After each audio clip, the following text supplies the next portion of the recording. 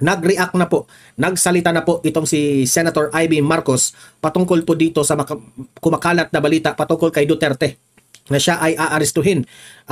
Meron na daw mga pinadeploy na mga pulis dyan sa Davao, nakahanda para daw pagbalik ni Duterte galing sa Hong Kong ay aarestuhin na daw ito ng ICC. Gaano ba ito katotoo, di ba? Ito, magre-react na si Manang Amy.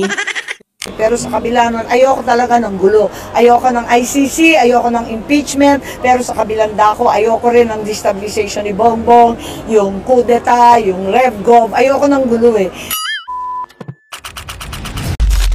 Narito ang Balitang Pinoy TV.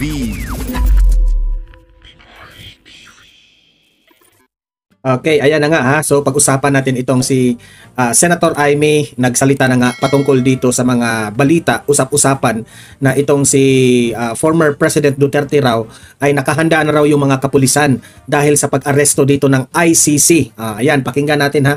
I-react natin yung sasabihin po ni Senator Amy Marcos. Okay? Ito, pangalawa nating pag-usapan ay pakinggan po natin itong mga highlights na nangyari sa speech ni former President Duterte doon sa Hong Kong, no? At patungkol din, nag-react din si Tatay Digong sa itong kumakalat na balita na nakahanda raw itong mga ICC at itong mga kapulisan natin para aarestuhin itong si former President Duterte. Okay? So medyo mahaba-haba itong kay Duterte at masarap naman pakinggan ang kanyang mga speech dito at dapat nating i-react ito word by word, okay? Pero bago ang lahat, bago natin ito pag-uusapan, help me po na i-like muna ha at i-share itong video na ito para guys kakalat ito sa taong bayan. Okay, sabay-sabay nating i-like muna at i-share itong video natin, Facebook at YouTube. 1, 2, 3, go! Okay, like and share para maraming makalam. And also guys, paki-subscribe at paki-follow ito para lagi kayong updated sa mga balita na kagaya nito at ma-notify ang inyong mga cellphones kung meron tayong breaking news. Okay? So, kagaya nito, breaking news ito. So, sabay-sabay nating i-follow, i-subscribe, Facebook at YouTube. Ready? Follow, subscribe. 1, 2, 3, go! Ayan, thank you very much. Okay, unahin muna natin itong balita patungkol dito kay Senator Amy Marcos. Nag-react na po, nagsalita na po itong si Senator Amy Marcos patungkol po dito sa kumakalat na balita patungkol kay Duterte na siya ay aarestuhin. Meron na daw mga pinadeploy na mga pulis dyan sa Davao, nakahanda para daw pagbalik ni Duterte galing sa Hong Kong ay aarestuhin na daw ito ng ICC. Gaano ba ito katotoo, di ba? Ito, magre-react na si Manang Amy. Lay. Ay nako. Anong take niyo ba? Well, para sa akin, alam niyo, nakailang EDSA na sa buhay ko eh. Kaya siguro, medyo tumatanda na tayo. Ang karanasan... Kaya nga nakailang EDSA na tayo, Manang Amy. Di ba? Nag-EDSA na tayo sa panahon ng mga magulang mo. No? Nag-EDSA rin tayo sa nung panahon ni Erap. Ngayon naman, hindi maganda kung mag-EDSA tayo ngayon, di ba, Manang Amy? Bakit hindi mo advisean yung kapatid mo? Nakapaligid sa kanya yung mga demonyo dyan sa Malacanang. Advisean nyo yung kapatid nyo. Natin, ang labis na pamumulitika ay talagang hindi ang tanong dyan, Senator Amy Marcos, sino yung namumulitika? Ha? Nananahimik yung mga Duterte camp, tapos ito na naman ang mga pumuputok na balita. Bakit nyo pinadeploy? Sabihin mo yan sa kapatid mong bangag. Ha? Na bakit maraming pulis na naman doon sa Davao na pinadeploy. May video pa nga doon, di ba? Tulong sa bansa. Nag-uumpugan lang yung mga may kapangyarihan o mga sikat na politiko. Alam mo, Senator Amy Marcos, lahat ng mga pinagsasabi mo, tama yan. Ha? Tama. Walang mali sa inyong sinasabi. Ang mali mo lang, hanggang putak ka lang ng putak.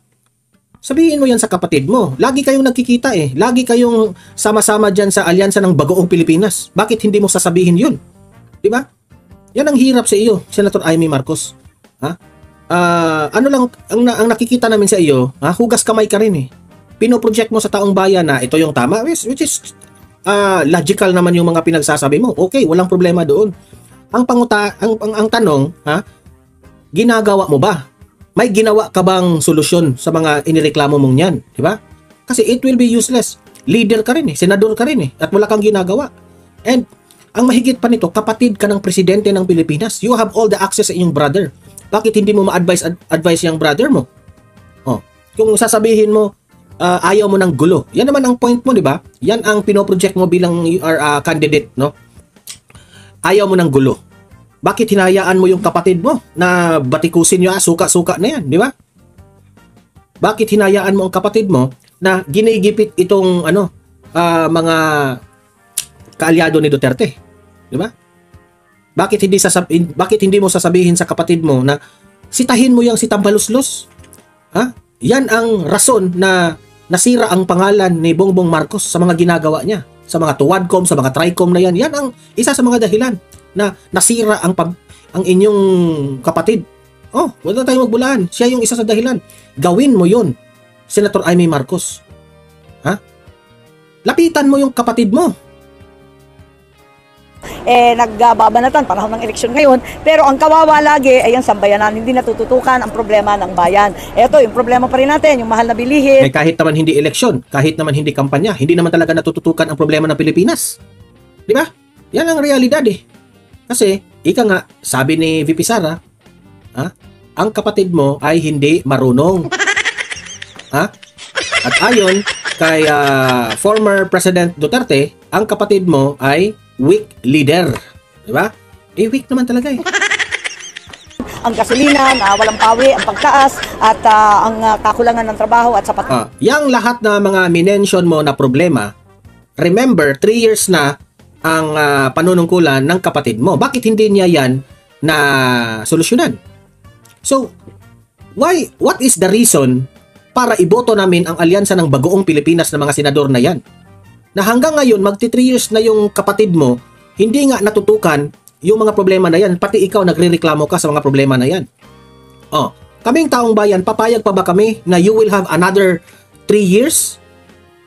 Iboto pa ba namin yung mga senador na mga inendorso niya? Siyempre hindi. Hindi namin iboboto. Hindi niya nga kaya itong 3 years na ito. Tapos may idagdag pa siyang another 3 years with these senators. Ayaw na namin. Ayaw na namin iboboto yung mga senador na yan. Nakakatakot na. We want change. So, dapat hindi na yung mga dating naging senador na. Pati ikaw, Amy, wala ka ng wala kang silbi dyan sa Senado. Sahod, lahat yan ang tunay na problema natin. Sana tutukan na lamang yan. At paano yan natututukan? Paano yan natututukan? Na busy kayo, busy itong mga galamay ng kapatid mo, na i-impeach si VP Sara, na si Duterte ikulong sa kanyang AGK, doon kayo busy. Kaya nga, you have all the access, kapatid ka ng presidente. Ipamukha mo yan sa kanya if tunay kang may malasakit sa taong bayan. Mumuliti ka, isang tabi na muna. Meron namang eleksyon di bumoto sa eleksyon, pero yung tuloy-tuloy na umpugan ng malalaking tao, tigilan na muna. Kung ambisyoso, malayo pa ang 2028. Lubayan. Alam ko ang pinoproject nito ni Aimee gitna lang siya. Yan yun yung aking analysis sa kanya. Gitna yung projection niya. Ayaw niyang makigulo dito sa kabila. Ayaw din niya makagulo dito sa kay Bongbong, di ba? Yan ang pinoproject niya. Akala siguro niya hahakot siya ng maraming boto. Hindi ganyan, Aimee. Natuto na po ang taong bayan natin. Pero paano po yung realidad po in the event na talagang meron na ako talagang ilalabas na... Wala, nabasa ko lang sa dyaryo, mahirap mag-comment kung speculation. Ang tanong dito ng media, ipatungkol po ito sa ICC, no, ni Duterte. Lang yun, kung fake news or panindak lang, hindi ko alam Kaya ayokong mag-speculate, pero sa kabila nun, ayoko talaga ng gulo. Ayoko ng ICC, ayoko ng impeachment, pero sa kabilang dako, ayoko rin ng destabilization ni Bongbong, yung... Hindi. Actually, kathang isip nyo lang yung destabilization na yan Sabihin mo yan sa kapatid mo at ni Martin Romualdez. Yung destabilization na yan, mismo si former President Duterte ayaw ng destabilization. Ayaw niya. Gusto pa nga ni former President Duterte daanin sa eleksyon. Yung destabilization na yan, kathang isip lang yan para masira na naman ang mga Duterte, Senator Aimee. Walang tinatawag na destabilization kasi kung merong destabilization, noon pa nananawagan na si Duterte na i-destabilize yung Marcos administration. Subalit hindi. Itong mga ginagawa ni Duterte at mga kalyado ni Duterte at itong mga vloggers na mga DDS, yan po ay purely kritisismo. Nagkri-criticize lang kami.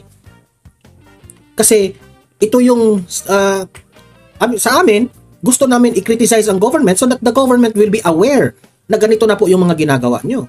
Demokrasya naman tayo. So, that's the true democracy. Kapag marinig nyo na kinikriticize kayo, dapat nga mag-improve kayo.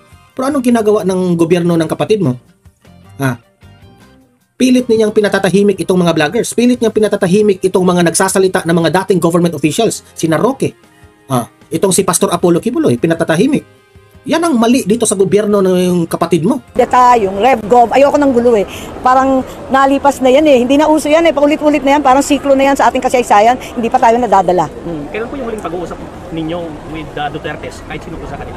Well, kung minsan nagte-text si Inday Sara at yun nga, namomroblema naman yung tao kaya hindi ko naman ginugulo. Tapos si Presidente Duterte nasa Namumroblema raw yung tao, si VP Sara. Yun ang sabi niya. Bakit? Ano bang problema ni VP Sara? Ha? Baka yung kapatid mo ang nagproblema ngayon. Ha? Baka si Tambaluslos ang namumroblema ngayon. Dahil kitang-kita po, ha? It's not on the survey, ha? Kitang-kita po, actual. Kapag si VP Sara po ay pumupunta sa iba't ibang lugar at nakipag-meet dito sa mga taong bayan, kitang-kita po, saksi po tayo na mahal po ng taong bayan itong si Vice President Inday Sara Duterte. At nung nakita ito ng kapatid mo at yung cousin mong Tambaluslos, sila po ay namumroblema ngayon. Sila po ay natataranta. Yan ang totoo. Oh, huwag na tayong magbulahan. Davao naman, nagsalising nga kami kahapon nandun ako, yung pala nag-Hong Kong. Thank you, Senator. Yun nga nag-Hong Kong pero pinake news nyo eh. Thank you, Senator. Di ba? Pinake news nila. So heto, panoorin rin natin itong speech ni former President Duterte kahapon sa Hong Kong. At mainit ang pagtanggap ng mga OFWs natin sa Hong Kong ni na Vice President Inday Sara Duterte at si former President Duterte. Ito na nga mga kabalita. Ano na ang masasabi nyo patungkol sa balitang ito? Please comment down below mga kabalita. Pag-usapan natin yan sa comment section. At kung di ka pa nakasubscribe sa ating channel, baka naman